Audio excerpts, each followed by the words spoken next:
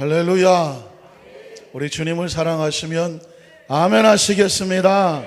날마다 기적입니다. 날마다 은혜이고, 날마다 축복이고, 날마다 생명이고, 날마다 감사이고. 뭐가 빠졌나요? 날마다 뭐가 빠졌을까요? 날마다 예배고, 날마다 기도고, 날마다 찬송이고. 뭐가 빠졌어요? 날마다 감사하고, 날마다 축복이고.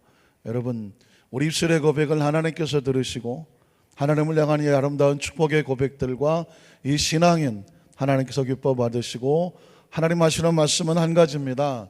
내 믿음대로 될지어다. 왜냐하면 믿음은 expectation, 기대감이기 때문에 오늘날 하나님 우리에게 기적이 일어날 것을 믿습니다. 이런 고백을 하는, 하나님을 기대하는 자에게는 하나님께서 그 마음에 만족함을 주시는 것을 믿습니다. 유럽에서 한 큰 미술 대회가 있었습니다. 그 미술 대회는 그림을 얼마나 잘 그리느냐, 이것도 중요하지만 그 대회의 주제가 뭐냐면 평안이었습니다. 피스라고 말하는 평안, 평화, 평강. 그 중에서도 가장 사람들의 마음을 따뜻하게 하고 편안하게 만드는 평안이라는 것이 주제인데, 그림을 통해서 가장 평안함을 느낄 수 있는 그린 그림을 표현하는 것입니다. 여러분, 어떤 모습이 가장 평안할까요? 어떤 분은 저 푸른 초원 위에 그림 같은 집을 짓고 사랑하는, 기억도 안 나죠? 네. 한 100년 살고 싶어 하는, 여러분 그냥 유행가 가사 같지만 모든 사람들의 로망이 푸른 초원 위에 정말 그림 같은 집을 짓고 살고 싶어 하는, 그것도 평안처럼 보입니다. 어떤 사람은 언덕 위에 오직 기도와 말씀에 전념하시는 우리 안산교회 성도님들은 그냥 언덕 위에 무슨 집? 빨간 집? 하얀 집에서 역시 언덕 위에 그림 같은, 저 유럽에 가면 아주 푸른 하늘과 초록색 초원을 가진 언덕 위에 하얀 집, 어떤 이런 것들은 상당히 시적으로 또는 정서적으로 낭만적으로 아름다워 보이고 평안해 보입니다. 그런데 정말 1등을 한 그림은 그런 모습이 아니었다는 것입니다. 여러분 혹시 기억하십니까? 그냥 어마어마한 폭포수가 쏟아져 내리는, 귀때기가 따가울 것 같을 정도로, 그 물소리가 두려울 정도로 엄청난 그 폭포가 쏟아져 내리는 그 절벽 한가운데 놀랍게도 그 뒤편에 조그만 새집 하나가 있었는데, 그 새집에 보니까 새끼 새들이 어미 품에서, 새도 코를 골까요? 이 새끼 새들이 어미 새 품에 아주 편안하게 그렇게 잠을 자고 있는 그림이 1등을 했다는 것입니다. 그런데 모든 그곳에 온 구경꾼들과 그리고 심사위원들이 그 그림을 보면서 모두 고개를 끄덕거렸습니다. 진정한 평안은 그냥 낭만이 쫙 있는 그런 것도 평안하겠지만, 겉에는 폭포수가 쏟아져 내리고 절벽과 같이 당장 평안해 보지 않는데 그 어미 품에서 모든 걸 맡겼어, 새끼 새들은. 그래서 거기서 평안한, 그게 진정한 평안이다. 여러분 어떠십니까? 어떤 분들은 또 새가 잠이 자고 있어? 참새구이 입맛을 나시는 분도 계시겠지만, 우리의 진정한 평안은 세상에 아무 일도 없는 것이 평안한 것이 아니라, 그럼에도 불구하고 주님의 품 안에 맡기고, 오늘 예배는 바로 그 평안이 있는 아름다운 주님의 품인 것을 믿습니다. 우리 찬양 한 장, 그래서 이 찬양은 이렇게 시작하는 겁니다. 주 품에 품어 주시옵소서. 한번 따라 하실까요? 주님의 품에 품어 주시옵소서. 여전히 아프고 힘들고 절벽 같고 폭포수 같은 문제가 있지만, 오늘 주님 앞에 나온 우리 모든 성도님들에게 주 안에서의 평안이 넘칠 것을 믿습니다. 같이 고백하겠습니다.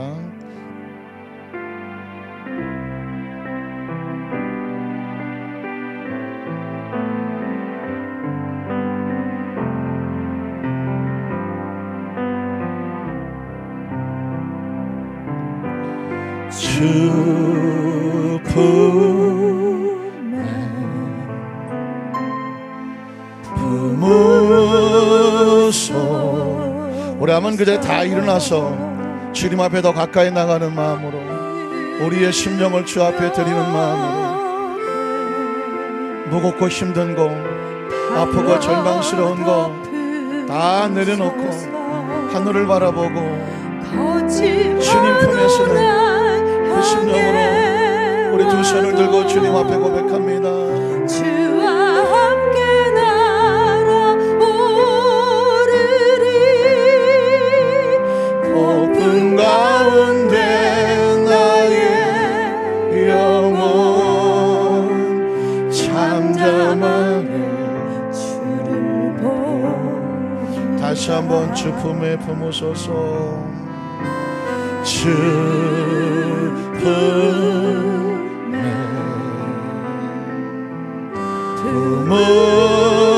품으소서.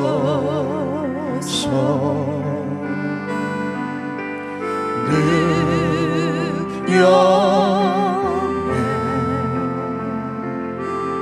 발로 덮으소서. 거친 파도 날 향해 와도 주와 함께 날아오르리. 폭풍 가운데 나의 영혼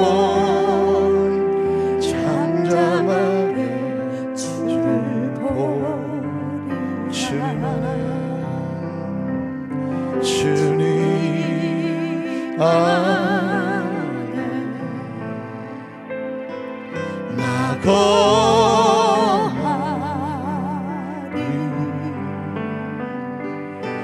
주는 나 잠잠히 거친 파도 날 향해 와도 주와 함께 날아오르리. 폭풍 가운데 나의 영혼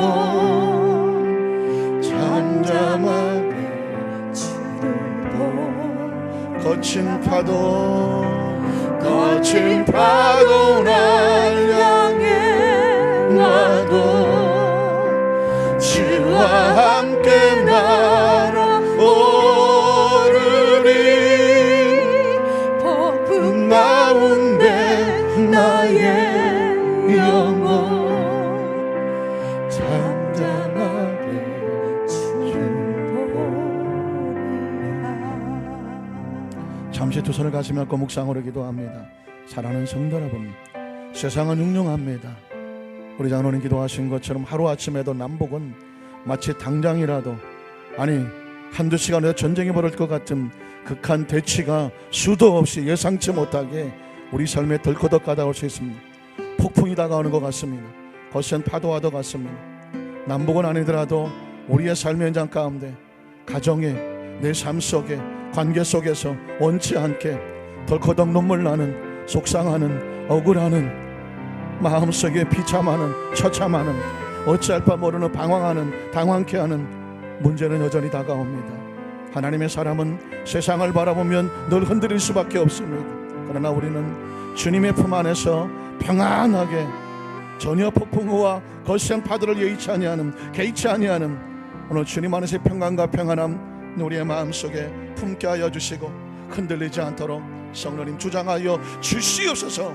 우리 마음 가운데 역사하시는 성령님, 우리 마음을 강하고 담대하게 하여 주시옵소서. 이 시간 우리 주여 삼창하고 한 2, 3분만 말씀 안에서, 성령 안에서 늘 평안하도록 우리 심령을 지켜 주시옵소서. 이 시간 주여 삼창하고 간절한 심령으로 통성으로 기도합니다. 주여, 주여, 주여.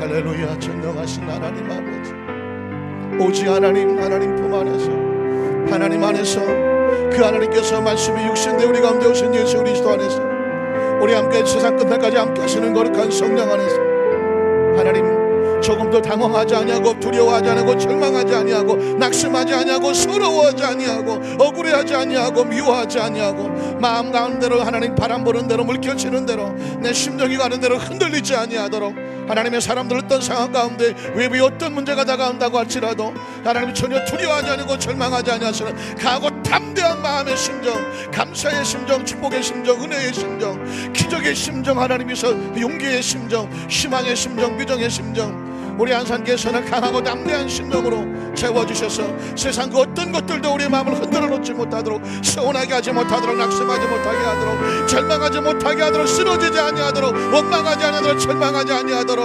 불안해하지 아니하도록, 초조하지 아니하도록 하나님 우리 찬양하는 안산교회 손을 가슴에 품어주시옵소서. 하나님 안에 품어주시옵소서. 하나님께서 예수님의 십자가는 하나님의 품과 같습니다. 예수님의 십자가 하나님의 품과 같습니다. 죄인을 품어주시고, 연약한 자를 품어주시고, 병든 자를 품어주시고, 가난한 거적선 하나님이서 풍기pan 자를 채워주시고, 사망에 떠는 자를 채워주시고 붙잡아주시옵사오니, 예배에 참석한 우리 모든 성도들 마음 가운데 하나님 마음과 심령으로 충만하게 채워주시고, 그 심령이 뜨거워지고 온정이 뜨거워져서 예배 하나님과 당신의 백성이 만나는 시기적인 시간입니다. 오늘도 기적은 일어납니다. 오늘도 기적은 일어납니다. 기대합니다. 또 기대합니다. 성령님 찾아가시고 주관하시고 역사하여 주시옵소서. 그 거친 바다와 그 거센 풍랑 가운데도 주님 안에 평안한 우리 성도들 되도록 지시한 말씀 가운데 주장하시고 하나님 영광받아 주시옵소서. 주님 앞에 우리가 신앙의 고백은 늘 평안이 되게 하시옵소서. 거친 파도 날 향해 와도 주와 함께 날아오르리. 폭풍 가운데 나의 영혼 잠잠하게 주를 보리라. 좋으신 하나님 아버지, 풍랑이 당장이라도 우리가 타고 있는 인생의 배를 뒤집어 놓을 것 같은 두려움과 절망, 앞이 보이지 않는 칠흑 같은 어두움, 사방을 둘러봐도 아무도 날 도와주지 않을 아무도 없는 절망과 고독, 하나님 이 두려움 속에서, 그 폭우 속에서 그 거친 파도를 밟고 달려오시는 예수 그리스도의 심령은, 예수님의 음성은, 예수님의 마음은 하나님 백성들을 두려워하지 말라는 것입니다. 안심하라. 너희 두려워하지 말라. 믿음이 적은 자들아 왜 무서워하였느냐. 우리 하나님의 품 안에서 날마다 평안하기를 주께서 원하시오니, 하나님의 사람들이 두려워하면, 하나님의 사람들이 불안해하면, 하나님의 사람들이 서운해하면, 하나님의 사람들이 마음 다치고 슬퍼 울면 하나님의 자존심이 뭉그러지는 것입니다. 너희는 예수 그리스도로 말미암아 하나님의 자녀가 되는 권세를 갖지 않았느냐. 하나님의 자녀들이 왜 세상에서 두려워하느냐. 하나님의 자녀들이 왜 하나님이 없는 것처럼 세상에서 절망하느냐. 왜 하나님의 아들 딸들이 하나님 아버지가 없는 것처럼, 외면하는 것처럼, 무시하는 것처럼, 등을 돌리는 것처럼 왜 세상에서 두려워 불안해하느냐.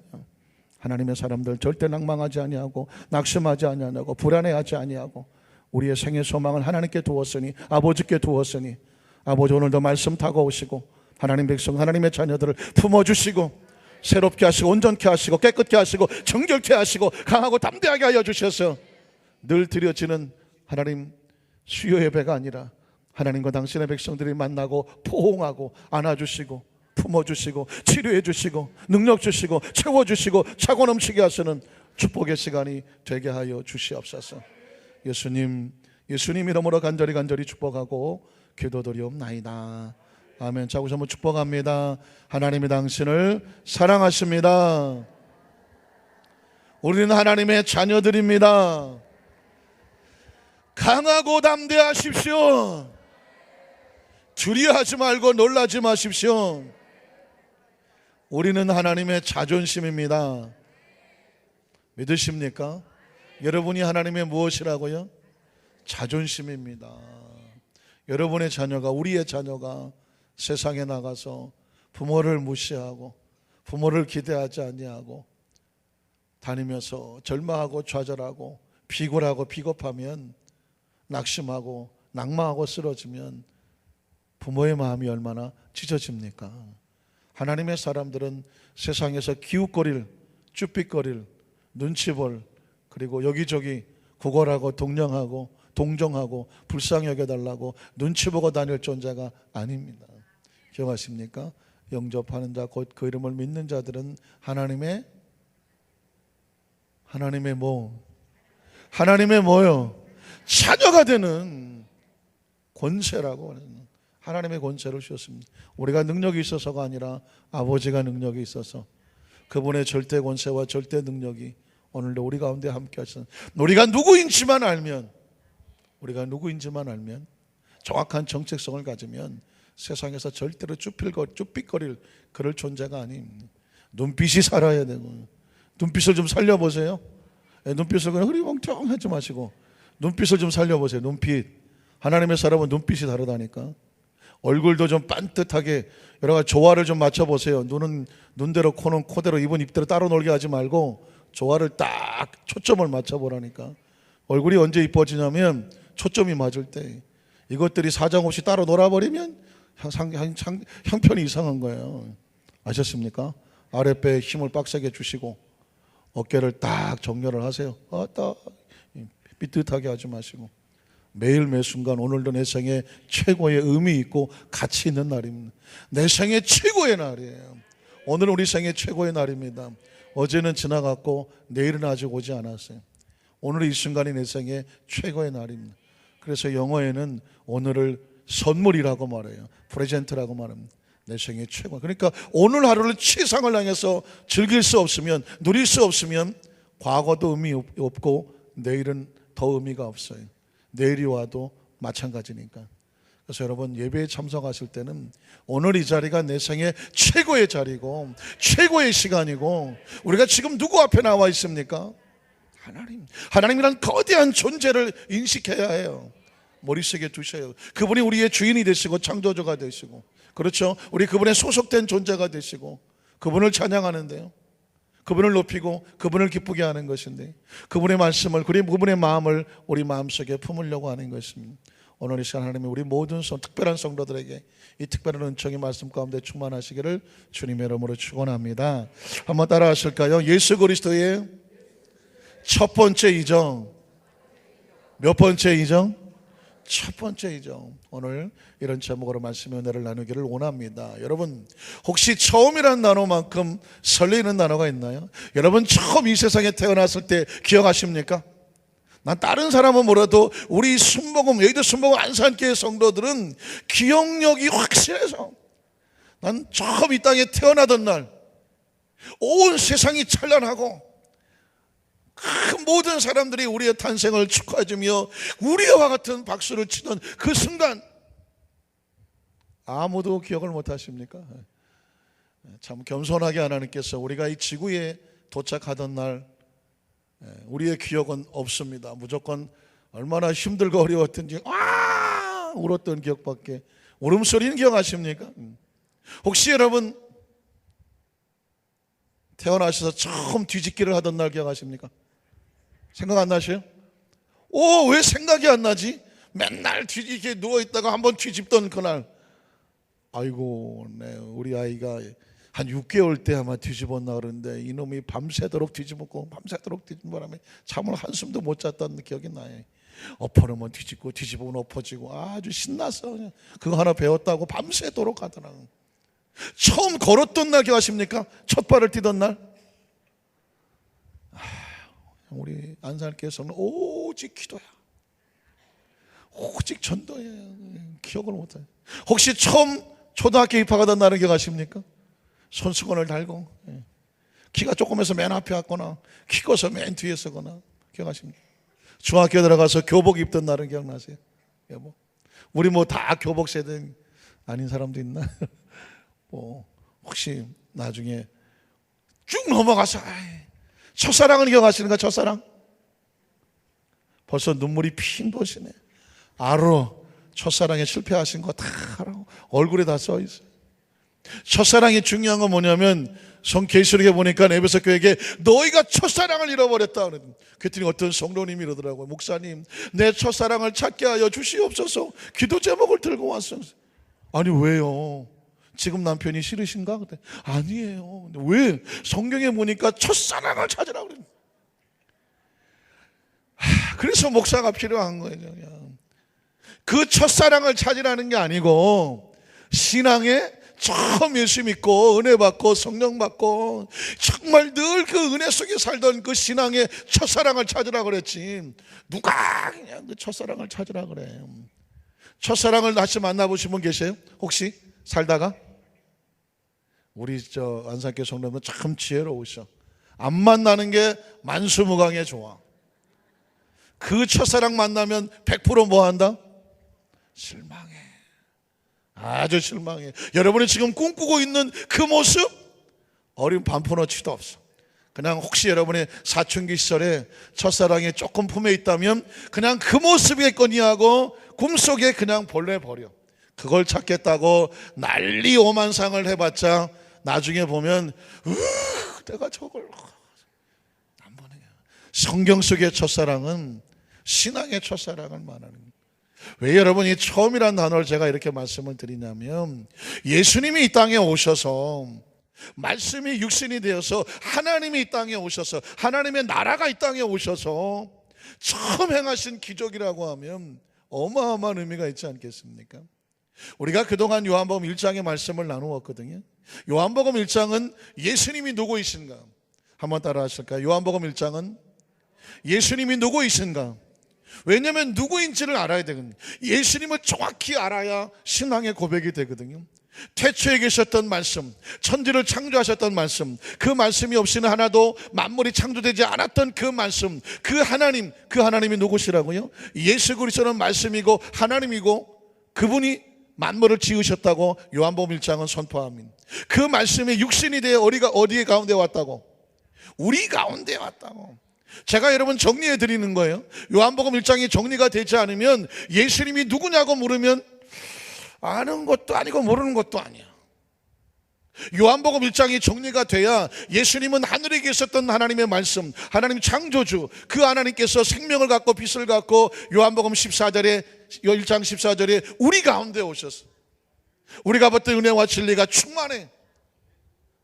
그리고 1장 12절에 보면 그 예수로 이 땅에 오셔서 그를 만나는 사람에게, 그를 영접하는 자에게 아까 제가 말씀드렸던 무엇이 되는, 하나님의 뭐가 되는, 자녀가 되는, 이게 3차원적인 존재에서 4차원적인 존재로 새롭게 변화가 되는, 육신은 3차원을 가지고 있지만 하나님의 자녀, 하늘에 소속이 되어지는 4차원적인 존재가 되어지는.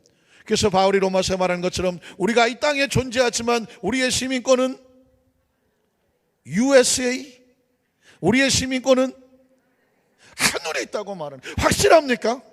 확실합니까? 이 시민권이 있어야 이 땅의 삶을 떠나도, 이 땅을 떠나도 연연하지 아니하고 어디로 간다? 하나님의 나라로 간다는 확신이 생기는 거예요. 많은 크리스찬들이 예수를 믿어도 내가 정말 이 세상을 떠날 때 천국 갈까요? 라고 물어보시는 분이 계세요. 확신이 없어. 왜? 뭐가 없어서? 시민권이 없어. 영주권도 없어. 그냥 그 방문 비자만 있어. 그래서 한 3개월 있다가 도로 내려올까봐 확신을 못하는 거예요. 여러분, 방문 비자하고 시민권의 차이는, 시민권은 거기서 사는 거예요. 방문 비자는 들어갔다가 나와야 돼. 하나님의 자녀는 하늘나라의 시민권을 주신 거예요. 그래서 여러분 정확하게 아셔야 돼요. 우리의 머릿속에, 의식 속에 내가 어디에 소속됐는지를 알아야 돼요. 우리가 소속이 어디예요? 이 땅에 육신을 가지고 있지만 육신은 이 땅이 소속이야. 이 세상을 떠나서 육신은 어떻게 해요? 곱게 접어서 세상에 묻어두죠. 우리 영은 어디로 가요? 하나님의 나라로 가요. 진정한 나라고 말하는 것은 영이죠. 영은. 육체는 영혼이 빌려 쓰는 장막과 같죠. 텐트와 같은 거죠. 텐트는 잠시 빌려서 잠을 자고 거기서 머물고, 움직일 때 텐트는 어떻게 해요? 걷어버리는 거죠. 육체는 그래서 아무리 갈고 닦고 해도 세월이 지나면 뭐 할 수밖에 없어요? 낡아질 수밖에 없어요. 물론 좀 여기 뭐 칼 대갖고 바짝 당기기도 하고 이쪽 저쪽에다가 기름기를 집어넣어서 하여튼간에 상태를 호전하려고 몸부림치고 애를 쓰시지만, 간혹 주무시다가 눈깔이 안 다쳐갖고 그냥 뜬 눈으로 주무시기도 하지만 그래도 어차피 육체는 세월이 지나면 장막이라 육으로 가는 거예요. 중요한 건 영혼이란 말이에요. 이 영이 어디서 왔어요? 하늘에서. 정확히 어디서? 하나님 품에서 나왔잖아요. 기억하시죠? 힘도 없어. 기억하시네요. 하나님 안에서 나왔잖아. 그래서 우리는 하나님 안으로 가는 거잖아요. 그래서 우리는 하나님을 뭐라고 불러요? 아버지라고 부르죠. 이 세상에 멋있는 남자가 많지만 아버지는 혹시 둘이 있는 뭐 둘? 아버지는 하나. 왜 그 아버지가 왜 내 아버지요? 내가 어디서 나왔어? 그 속에서 나왔잖아. 부모라고 하는 단어는 어마어마한 단어입니다. 나라는 존재가 이 세상에 올 때, 이 지구에 올 때 그 부모님을 통해서 이 땅에 태어났잖아요. 혹시 반발하시는 분 계십니까? 나는 혼자 왔는데요. 그러니까 여러분, 제가 이 설교 요한복음 말씀을 드리면서 우리의 정확한 존재성을 인식을 해야, 내가 누구인지를 알아야 나를 움직이는 것이 세상의 것들로 내가 흔들릴 존재가 아니라는 걸 알아야 돼. 그전에는 몸이 힘들면 다 힘들었어. 그전에는 마음이 힘들면 다 구차해놨다니까. 그래서 그냥 몸이 편안해야 아이고 행복하네, 뭐 좀 잘 먹어야, 또 마음이 좀 편안하고 기분이 좋아야 아이고 행복해나 그랬는데, 영은 고독하다니까. 영은 뭘로 사냐면 하나님의 말씀으로 사는 것이고 성령으로 사는 것이니까, 몸은 좀 피곤해도 마음은 좀 그냥 내가 하고 싶은 대로 못해서 좀 답답하더라도 영이 자유로우면, 영이 살면 뭐가 편안해요? 마음이 편안하지. 영이 지금 죽었는데 마음이 편안해? 그건 영이 죽은 사람이지. 영이 죽은 사람은 뭘로 살아야 돼요? 이 마음으로 살아야 돼. 그러니까 그냥 어디 내 마음 알아줄 데가 없나 고 여기저기 다녀.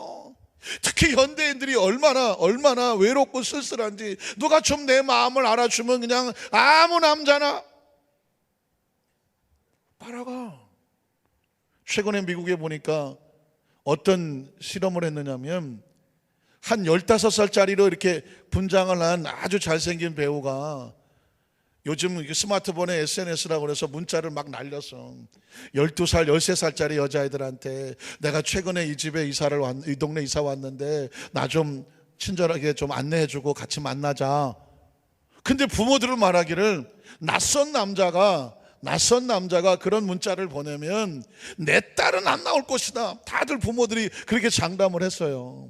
그런데 이게 웬일입니까? 12살짜리 13살짜리 여자애들이 15살 꽃미남같이 생긴 예쁜 그 남자애가 같이 만나자고, 이름도 모르고 성도 모르는데 그냥 사진 보여주고 이 동네 와, 나 이사 왔는데 같이 만나서 나 좀 안내해 주라 그랬더니 덜커덕 그냥 12살 13살짜리 여자애들이 다 15살짜리 남자의 낯선 남자를 그 으슥한 데서 만나. 그래서 이건 10중 8구 뭐 강간을 당할 수도 있고 납치를 당할 수도 있고 유괴를 당할 수도 있는 그런 위험한 환국인데, 그런 10대 소녀들이 덜커덕 나오더라는 거. 이유가 뭔지 아십니까? 그 마음이 허전해서 그래요. 부모도 있고 뭐 먹을 게 부족한 게 아닌데 이 마음 누가 알아? 내 마음. 여러분 연세 많으신 분들도 여러분 예외는 아니에요. 누가 좀 마음 좀 알아주고 누가 좀 이렇게 친절하게 해주고 아이고 이렇게 해주고 그러면 덜커덕 사기 다 당한다니까. 크리스찬이 세상 사람과 다른 건 뭐냐면, 육으로 사는 것도, 육은 필요하지만 육으로 사는 게 아니라, 마음으로 사는 게 아니라 뭐로 살아야 돼요? 영으로 살아야지. 영이 살기 위해서는 무슨 짓이라도 해야 돼. 마음도 접어놓고 육도 접어놓고. 그러나 영을 제껴놓고 나서 마음을 흡족하기 위해서 무슨 짓을 하면 망하는 짓이고, 육신을 즐겁게 하기 위해서 영혼이 팽개치고 다니면 그건 망하는 짓이에요.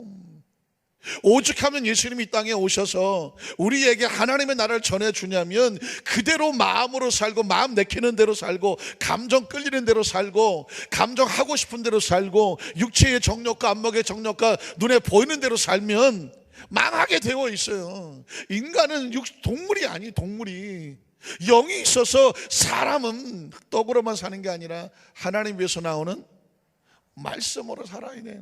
그런데 하나님 위해서 나오는 말씀의 통로는 예수 그리스도밖에 없는 거예요. 누구든지 예수 그리스도 외에는 하나님 나라에 갈 자도 없고 예수님을 구주라고 부를 수도 없고 길과 진리와 생명도 없는 거예요. 그러니까 오늘날 그리스도인들에게 이것저것 뒤죽박죽된 신앙의 단편적인 성경적인 지식, 이제 듣고 이제 듣고 막 복잡한 성경 지식을, 그 하나님 나라에 대한 이런 그 조직을, 그런 시스템, 하나님의 마음을 정리가 필요해. 정리가 이가 정리가 딱 된 사람은 아무리 쓸데없는 여러 가지 얘기를 한다 해도 흔들리지가 않는데, 이게 정리가 안 된 사람은 뭐 하나만 가지고 와서 뭐 뚫어주는 것 같은 이런 이단들의 말에 홀가닥 넘어가고 뭐 이상한 비유풀이 해주면 이게 진리인가 보다 하는 거예요. 정확한 진리는 예수 그리스도, 그분이 누구인지를 알고 그분이 이 땅에 오셔 예수를 믿는 내가 누구인지를 알고, 예수님이 누구인지를 알고 내가 누구인지를 알고, 그럼 내가 어떻게 살아가야 될지를 정확한 진리와 방법을 알게 되어지면 누구도 우리를 건들지를 아니하지. 여러분, 이단이 와서 툭툭툭 건드리려고 하는 것은 뭔가 불완전해 보이고 뭔가 감정적으로 살고 뭔가 육신적으로 살아가서 영적으로 쑤시고 들어가면 정리가 안 됐기 때문에 삐죽고 들어오는 거예요. 정확한 신앙 고백이 있는 사람에게는 이단이 아무리 뭐 현란한 말솜씨로 이것저것 갖다 붙여 놓아도 예수님을 정확히 알고 내가 나를 정확히 알면 세상에 밀려 들어올 수 있는 틈바구니가 없다는 사실을, 그런 정의 용사가 되어야 되는 거예요. 적어도 예배 나온 성도들의 요한복음을 통해서 그런 정의 용사가 되는 겁니다. 예수님이 누구인가, 빌립과 나다나엘을 왔을 때 내가 너 여기 오기 전에 얼굴 뭐 알고 미리 안다고 한 것 때문에 뭐 내가 예수님을 구주라 고백하느냐, 이거보다 더 큰 것도 할 거야.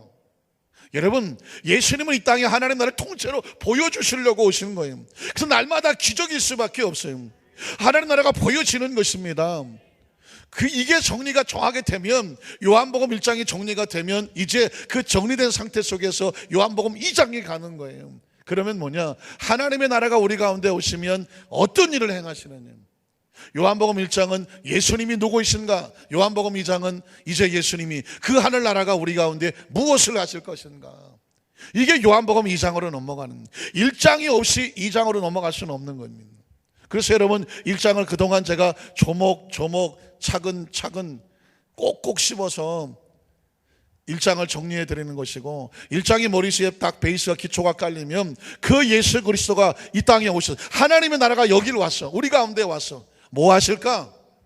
그게 이제 가나 어린 잔치의 첫 번째 이적이고, 왜 제가 첫사랑 그랬느냐, 첫 번째 이적을 기억해라. 왜? 이 첫 번째 이적에는 하나님의 마인드가 들어있다는 거예요. 이 땅에 오셔서 우리 가운데 하시고 싶어하는 그 처음을 뭐로 하고 싶어 하실까? 그 첫 번째는 뭐냐면, 일단 오늘 성경 본문 속에 인생의 문제 가운데 오시는 예수 그리스도인데, 인생의 문제는 어떻게 생기는지 한번 볼까요? 1절로 3절 한번 읽어보겠습니다.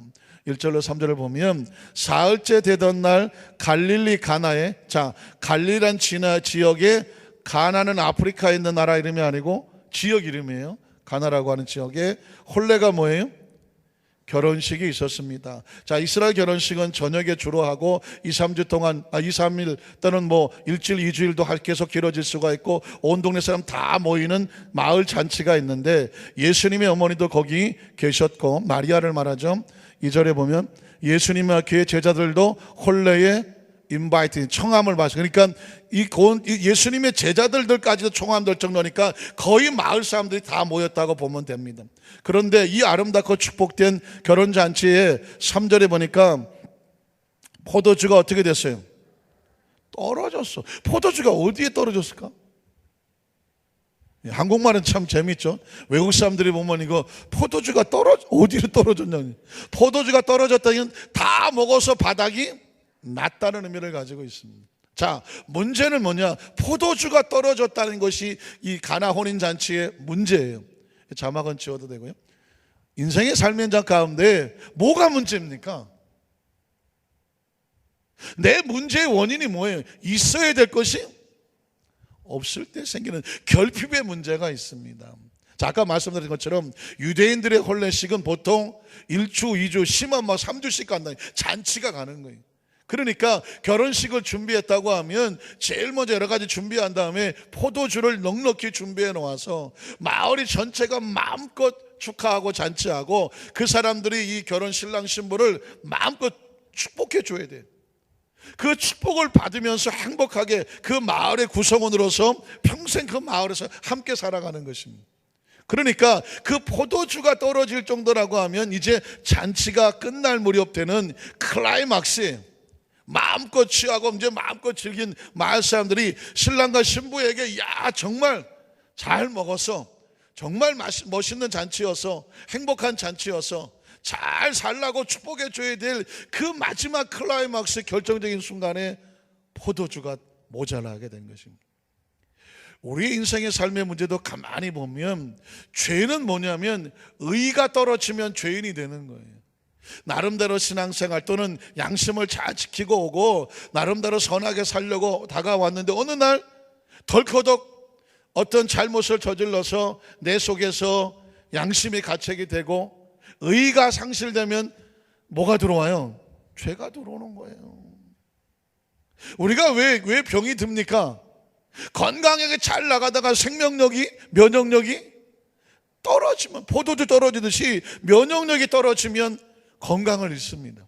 그래서 여러분 인생의 삶을 살아가면서 건강이라는 것은 면역력을 왕성하게 시켜야 돼요. 면역력을 잘 먹는 것, 잘 먹는 것은 뭐 맛있는 걸 먹는 것이 아니라 정확한 삼시세끼에 적정하게 음식을 나에게 먹여주고 잠도 적정하게 자야 되고 물도 좀 적정하게 잘 드셔야 되고 그리고 적당한 운동도 하셔야 되고 무엇보다 먼저 마음의 스트레스를 받지 말아야 되고 스트레스 안 받고 어떻게 사느냐? 물론 받죠. 다가온 스트레스를 적정하게 또 넘길 줄도 알고 그리고 이 모든 것이 영혼이 잘 돼야 되니까 신앙생활의 성공적인 삶을 살아야 되고 신앙에 성공하면요 마음의 건강도 지키는 것이고 신앙에 성공하면요 육체의 건강도 지킵니다. 신앙에 성공하면 두말할 것 없이 삶의 축복도 하나님께서 그 약속에 따라 부어주시는 줄로 믿습니다. 그런 건강한 것이 중요한 거죠. 여러분 가정도 지켜야 되는 거고요. 여러분 어떻습니까? 여러분 모든 부부관계나 부모 자식 관계도 잘 이렇게 관계도 서로 배려하면서 지켜줘야 되는 겁니다.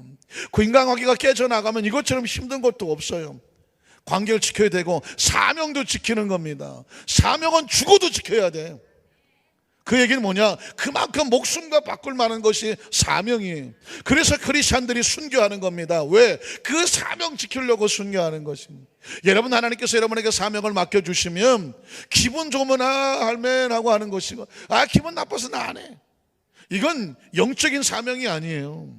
그 사람 자체가 난 하나님 앞에 이 사명을 칠 때 목숨 거 주님 바라보고 내 사명을 지킵니다 하는 사람은 세상이 아무리 뭐라고 손가락질해도 아무리 기분 나빠도 더럽고 치사해도 내가 그래도 이게 누구 때문에 하는 사명이 아니에요. 사람 때문에 하는 게 아니거든. 여러분 적어도 크리스천들은 아까 말씀드렸죠. 우린 육으로 살지 아니하고 영으로 살아. 사람 좋으라고 사명 맡는 게 아니라 누구 좋으라고? 하나님 좋으라고 하는 거예요. 믿으십니까? 여러분 오늘 예배 끝나고 나서 재직 임명을 위한 공동회를 할 때에 우리가 재직을 세울 때 말이죠 사람 좋으라고 하는 게 아닙니다. 사람들에게 내가 이렇게 정말 내가 열심히 해서 나 이 직분 맡게 돼서 나 축하해줘. 이건 1차원적인 축하예요. 정말 중요한 사명은 하나님 앞에 서는 거거든. 하나님 앞에 서서 과연 내가 이 사명 맡을 수 있을까요? 이 직분 맡길 수 있을까요? 하나님께서 나로 하여금 정말 흠없이 때없이 맡길 만할 때에 나에게 맡겨주세요. 이게 하나님과의 관계에 있어서 그래서 여러분 제가 3차원 플러스 4차원이라고 늘 신앙하는 건 뭐냐면 하나님 교회 안에서 벌이는 다 4차원으로 해석할 수 있어야 신앙생활에 절대로 시험에 안 들어요. 이건 세상의 직분이 아니라니까. 서리 집사 직분을 맡는다고 하니까 뭐 그까지 서리 집사가 어디 있어? 그까지 서리 집사가 어디 있어? 그까지 서리 집사 난 재직임명 안 가. 서리 그까지 오지. 그게 하나님이 주시는 집사인데 목사님이 주는 것 같습니까? 아니에요. 하나님이 집사로 세우셔서, 집사로 세웠다고 하면 집사로 끝나는 게 아니죠. 집사로도 훈련받아서 안수 집사도 되고, 그리고 권사님도 되고 장로님도 되고, 그러면 내가 이제 집사에서 장로냈다. 장로님은 얼마나 사명이 크겠어. 그 5달란트 사명을 집사가 1달란트고 안수 집사가 2달란트, 이런 식으로 만약에 혹시 달란트를 맡긴다면 1달란트냐 2달란트냐 5달란트냐 양이 많은 게 중요한 게 아니에요. 주인이 나한테 달란트를 맡겼다는 게 중요한 거지. 그래서 그 주인 앞에서 내가 주인 앞에서 달란트를 최선을 다해요. 여러분께서 나는 1달란트나 5달란트보다도 2달란트 받은 사람이 참 마음이 가요. 그 사람은 2달란트 받은 사람은 5달란트 받은 사람보다는 3개나 모자라. 1달란트 받은 사람보다는 하나밖에 더 안 많아. 그런데 5달란트 받은 사람은 열심히 일하러 가니까 1달란트 받은 사람은 기분 났다고 안 해. 나를 뭘로 보고 시방 그래갖고 그냥 때려쳐 땅바닥에 쳐박아 버렸어. 2달란트 받은 사람이 이거 어떡할 거야 이거 어떡할 거야. 시방 내가 어디로 가야 되냐. 여러분 보세요. 2달란트 받은 사람은 인간적으로 생각하면 기분 나빠야 돼요, 좋아야 돼요? 자기도 기분 나빠야 되지. 나도 안 해, 그냥. 2달란트 받은 사람은 1달란트 받은 사람 따라가지 않아요. 2달란트, 3달란트, 4달란트, 이게 뭐가 중요해? 주인이 나한테 맡겼어. 1달란트면 어떻고 반달란트면 어때? 아니면 반달란트면 어때? 주인의 일에 동참한다는 것이 감사한 거지. 그거 가지고 열심히 5달을 받은 사람 흉내냈어. 5달을 받은 것처럼 열심히 일했어. 그래서 2달란트 또 남겼어. 주인이 왔을 때 5달란트에 5달을 받은 사람하고 2달란트에 2달을 받은 사람 차별합니까? 차별 안 합니다. 지극히 적은 일에 네가 충성해서 고맙다고 그래요. 2달란트 받은 사람에게 똑같이 축복해. 고맙다. 만약 나 같으면 난 2달란트 받은 사람을 그냥 안아줬을 것 같아. 왜? 더 힘들었어. 이 사람 더 힘들었어요. 그런데 전혀 내색하지 않아. 꿋꿋이 그 옆에서 1달란트 받은 사람이 날마다 전화 왔겠지. 아이고 힘들지? 아이고 넌 어쩌다 2개밖에 안 받아갖고, 아이고 너나 나나 팔자가 그런데 오늘 저녁에 설렁탕이나 먹으러 가자. 얼마나 전화했겠어. 아니야. 2달란트 받은 사람은 꿋꿋하게 나가더라고. 나중에 그 사람 보고 싶을 정도에. 사랑하는 성도 여러분, 왜 이 3차원과 4차원 신앙이 중요하냐? 지금 내게 맡겨준 것이 서리 집사든 안수 집사든 무슨 장로님이든 권사님이든 그건 교회 각자 사명에 따라서 그 구역을 나눠서 달란트를 맡겨 주신 거예요. 그걸 누가 주셨는지를 아셔야지. 누가 주셔요? 그건 하늘나라에 필요한 거예요. 여의도 순복음 안산교회가 정말 어마어마하게 상당히 좋은 교회라고 하더라도 저 삼성그룹에 가갖고 나가 여의도 순복음 안산교회 안수집사요 사장 나오라 그래요. 나와요 안 나와요? 안 나와. 아니 삼성에서 무슨 여의도 순복음 안산교회를 안수집사 뭘로 알아?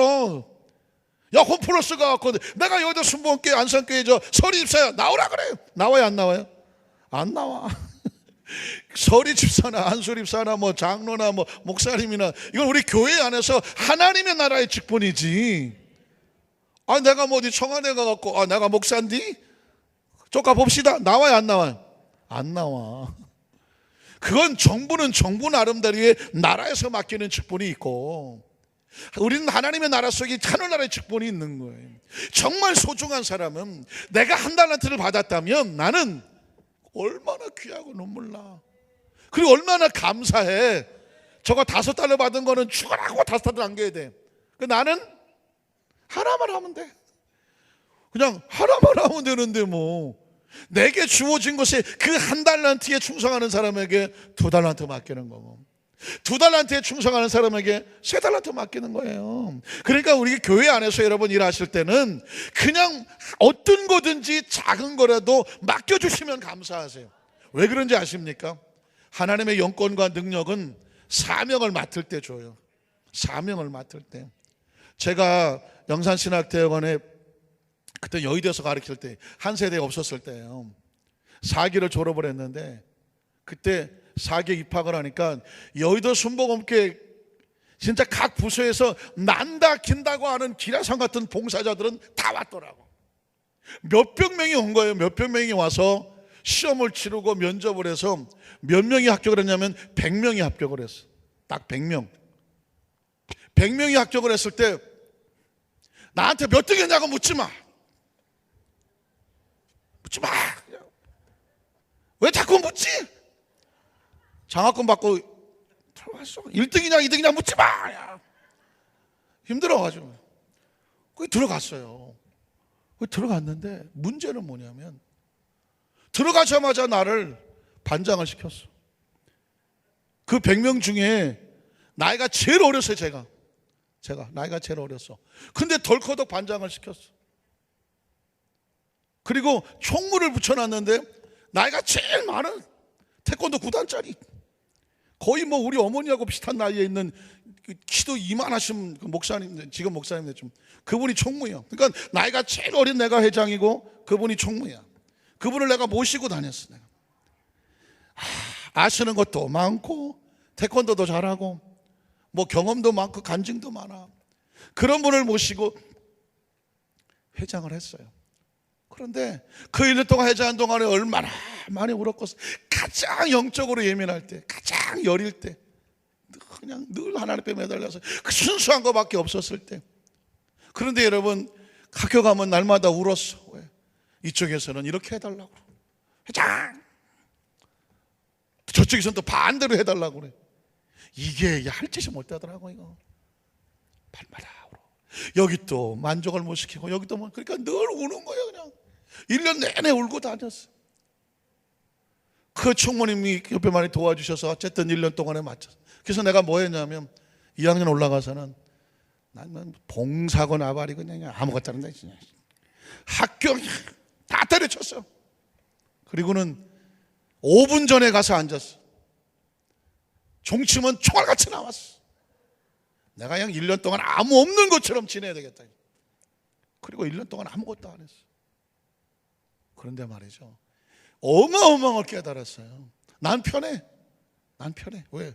5분 전에 가서 앉았다가 끝나고 막 5분 전에 나가버리니까 그 학생의 모든 일에 개입도 안 해. 뭐 신방까지 안 가. 어디 뭐 기도회 안 가. 1년 동안은 난 공부만 하겠다. 그냥 학생이다. 그런데 무슨 일이 생긴지 아십니까? 내 영이 마르더라. 그 능력의 기름 부음이 그 1년 내내 학생회장을 할 때는 그 강대상에 서서 설교를 하든 어떤 일을 하든 내 뒤에 부어주시는 영적인 흐름을 느꼈는데, 1년 동안 몸도 편하고 마음도 편한데 영은 바짝바짝 말라가더라고. 나중에 강대상 앞에 나가려고 순서를 했는데 부들부들 떨리더라고. 그때 제가 하나님 앞에 처절하게 회개했어요. 하나님, 이제 깨달았습니다. 하나님의 나라는 크고 작은 게 중요한 거네.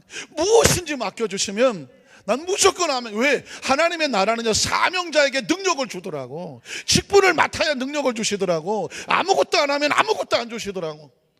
그래서 2학년 말에 가서 3학년 전체 학생회 임원을 뽑는데 결단했어.